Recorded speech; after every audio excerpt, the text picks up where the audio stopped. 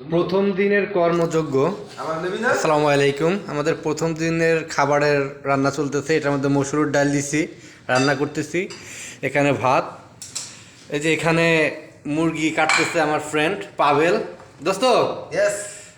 আর ও হচ্ছে পাভেল, আমি পারভেজ। আমাদের নামটাও যেরকম মিল পড়ছে, সব দিকেই ঠিক আছে। ঠিক আছে, এটা আমাদের রান্নাঘর, কিচেন রুম। আলহামদুলিল্লাহ। আসলে ইউরোপ তো ইউরোপই, ওরা খুব সভ্য জাতি। রাতে ড্রাইভার পাঠিয়ে দিয়েছিল, ড্রাইভার আমাদেরকে রিসিভ করে নিয়ে আসছে। এবং আমরা যে ঘুমায় রয়েছি, অনেক জার্নি করে আসছি, সকালে যে আমাদের খাবার দাবার নিয়ে আসছে, আমাদেরকে ডাকে নেয়। এই যে এখানে আমাদের তিনজনের জন্য রুটি, ব্রেড, এই যে মধু দিছে, তারপরে যে পেঁয়াজ, রসুন, গাজর, এদিকে আলু দিছে, এবার আপনার আদা, এই যে এটা হচ্ছে আদা। সত্য কথা বলতে বাংলাদেশে আদা দেখছি, কিন্তু এই লেভেলের আদা এটা ইউরোপে এসে দেখলাম। এই যে এটা আমাদের ওভেন, খাবার গরম করার। দেখতেছেন বাইরে রোদ, কিন্তু ভিতরে ঠান্ডা, -3 ডিগ্রি। এই যে আমার ভাই, সে মুরগি কাটতে গিয়ে অলরেডি ফেল। এখন সে একটু রেস্ট করবে। এখন আমার পাভেল খান হচ্ছে মুরগি কাটা শুরু করছে। কি বন্ধু, তুমি তো রান ছুটা ফেলাইছো বন্ধু। আবার জিগে পাইনটা কেজি গরম পাই সুন্দর করে লাড়া দিয়া। হ্যাঁ, ধ্যান ফুটছে নাকি? যাক, দোয়া করবেন আপনারা আমাদের জন্য, যাতে আমরা সবাই মিলেমিশে থাকতে পারি। আর আল্লাহর রহমতে মনে করেন যে যারা আসতে চাইতেছেন বা আসবেন, নিয়ত করছেন, ধৈর্য ধরেন। আমার লাগছে 37 মাস, এই রিজল ভাই প্রায় 3 বছর, পাবেলের লাগছে 2 বছর। তো মনে করেন যে 2 বছর 3 বছর এর আগে কেউ আসতে পারে না।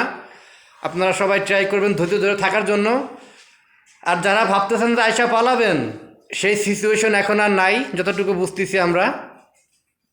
ওই মন মানসিকতা থাকলে ইউরোপে আসেন না, অন্য কোনোখানে যাওয়ার ট্রাই করেন। কি শুনেছিস বন্ধু? চুড়ালাইছ একদম।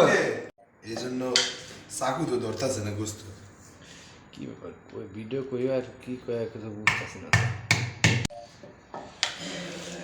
বুলগেরিয়া উপলব্ধি শহরে যে আমার বন্ধু পারভেজ। বন্ধু কি রান্দাছ? বন্ধু ডাইল বাগার দিমু, ডাইল এই যে ডাইল হয়ে গেছে, বাগার দিমু। বন্ধু ডাইল বাগার দিচ্ছে। আর এই যে আমাদের রেজওয়াল কাটিং মাস্টার মুরগি কাটছে। রেজওয়াল একটু ব্যস্ত। ঠিক আছে, এই ছিল আমাদের মাল সামানা কোম্পানি দিয়ে গেছে সকাল সকাল। হ্যাঁ, কোম্পানি আলু দিয়ে গেছে।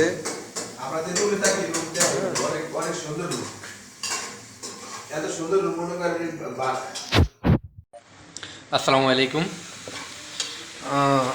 আমার আমার লোকে যারা দুজন আছে, ওরা আসলে রান্না বান্নার এক্সপার্ট না। ওরা ওইদিকে চলে গেল।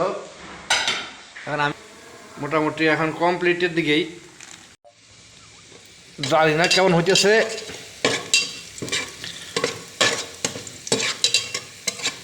বাজনা দেওয়ার জন্য পেঁয়াজ আর রসুন কুচায় নিছি।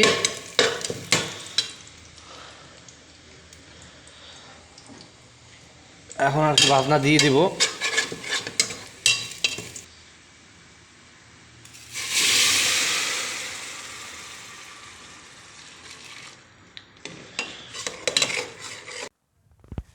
এই তো এখন হচ্ছে আমরা 4 জনের জন্য একসঙ্গে 4টা ডিম ভাজতেছি।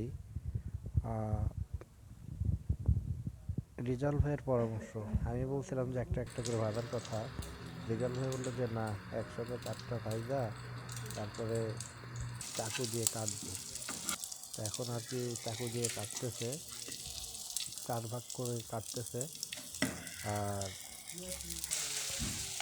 উল্টা হয়ে গেছে। তো এভাবেই চলতেছে আমাদের আর কি প্রতিদিনের কাজকর্ম। এরপরে ওইদিকে এখনো ডাইলে ভাজনা দিতে হবে, মাংস এটা রাখা আছে, এগুলা করতে হবে। ডাল বাগার দিয়ে দিছি।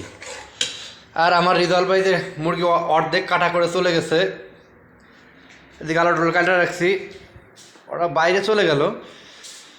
তো যাই হোক, দিন শেষে সব কিছু মিলে আলহামদুলিল্লাহ এখন পর্যন্ত। বাকিটা আল্লাহ তাআলা এর পরবর্তী স্টেপগুলো কি হবে সেটা তো আসলে বুঝতে পারতেছি না। তবে এই পর্যন্ত যতটুকু হয়েছে আলহামদুলিল্লাহ।